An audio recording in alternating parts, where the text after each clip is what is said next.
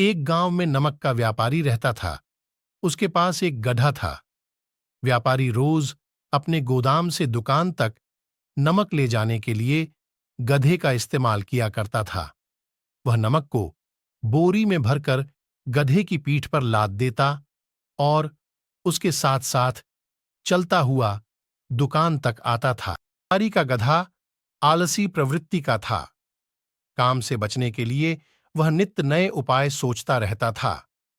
गोदाम से दुकान तक के रास्ते में एक नदी पड़ती थी, जिस पर एक छोटा पुल बना हुआ है। एक दिन नदी पर बने पुल पर चलते समय अचानक गधे का पैर फिसला और वह नदी में जा गिरा। के पानी से नमक की बोरी भीग गई। जब तक व्यापारी ने गधे को पानी से निकाला, तब तक बोरी में भरा बहुत सारा नमक घुल चुका था।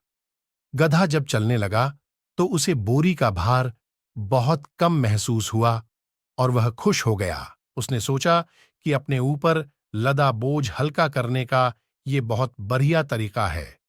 अगले दिन वह जानबूझकर नदी में गिर पड़ डढ़ा।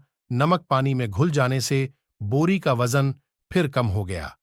उसके बाद से वह हर रोज ऐसा ही करने लगा। रोज रोज गधे की ये हरकत देखकर व्यापारी उसकी चालाकी समझ गया।